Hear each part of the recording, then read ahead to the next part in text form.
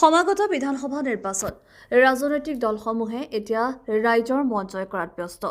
শাসকীয় দল বিজেপিৰ ভাতৃ সংগঠনসমূহেও পূৰ্ণগতিত প্ৰচাৰ কাৰ্য চলাই ৰাইজৰ মাজত সোমাই পৰা পৰিলক্ষিত হৈছে।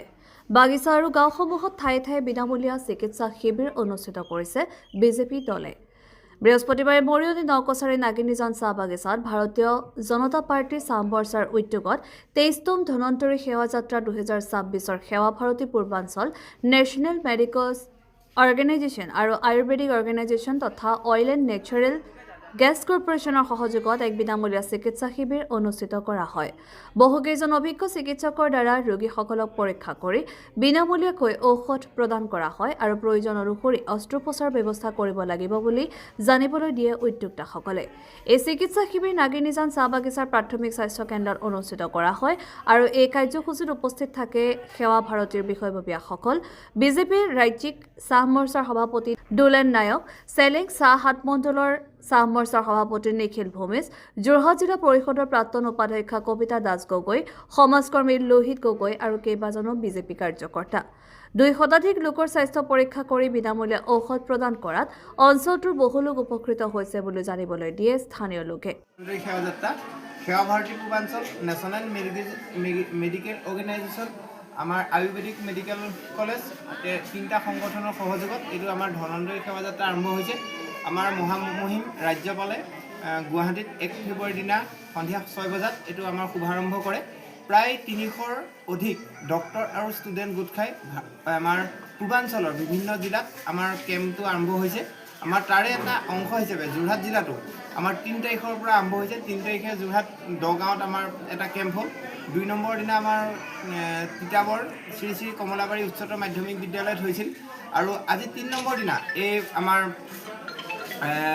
নাগিনীজান টি ষ্টেটত আমাৰ ৰাতিপুৱা ১০ বজাৰ পৰা আমাৰ এই সেৱা কেন্দ্ৰ আৰম্ভ হৈছে।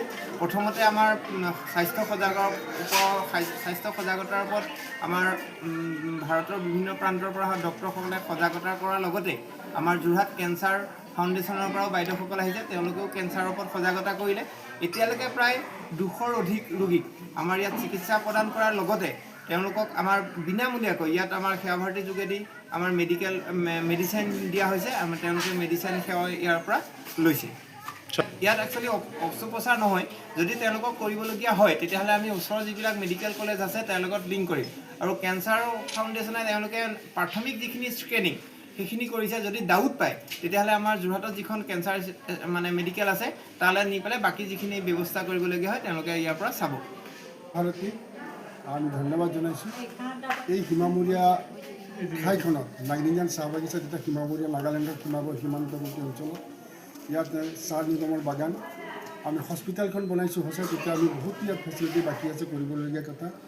ডক্টৰটো আমি আগতে আছিল যদি এবছৰ হ'ল ডক্টৰ নাই আৰু সেইকাৰণে মই আমাৰ অবিনাশক সেৱা ভাৰতীৰ লগত তেখেতে আমাৰ লগত যোগাযোগ কৰাত তেখেতে আজি ইয়াত চিকিৎসা শিবিৰ আয়োজন কৰি বহুত ৰোগী ২০০তকৈ অধিক ৰোগী তেখেতসকলে চিকিৎসা প্ৰদান কৰি আছে, বিনামূলীয়াকৈ ঔষধ দিছে আৰু মই তেখেতসকলক ধন্যবাদ জনাইছোঁ। অকল সেৱা ভাৰতীৰ যোগেতে একটা ছেক্টৰতে কাম কৰা নাই, তেখেতসকলে শিক্ষাৰ ওপৰত কাম কৰিছে, স্বাৱলম্বীৰ ওপৰত কাম কৰিছে, সমাজখনক কেনেকৈ আগবঢ়াই নিয়াৰ ওপৰত কাম কৰিছে।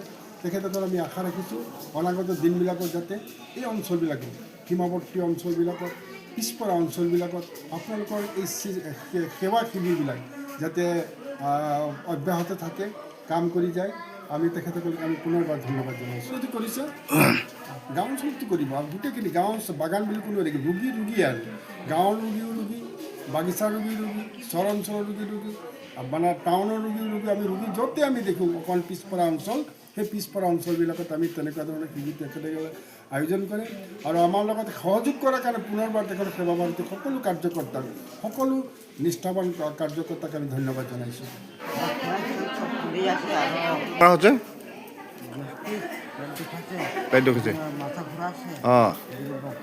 কিমান দিনলৈ হৈ আহে?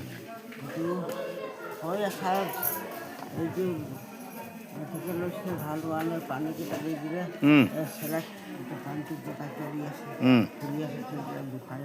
দেখালি নাই এতিয়া? নাই দেখা। অঁ অঁ, আগত দেখা নাই ক'তো? নাই ক'ৰবাত? নাই দেখা। বেয়া কাৰণে পাব, ভাল পাইছি। অঁ, পানী খানি একদম হ'ব নোৱাৰে। নোৱাৰে অঁ নিকাচ মাৰিবলৈ নোৱাৰে অঁ দেখাবি আজি এখন খাবলৈ কাৰণেতো মন নাযায় ভোক নালাগে অঁ অঁ পেটটো ফুলাই ৰাখে মৰয়নিৰ পৰা সূৰ্য দাসৰ ৰিপৰ্ট এনি এক্সপ্ৰেছ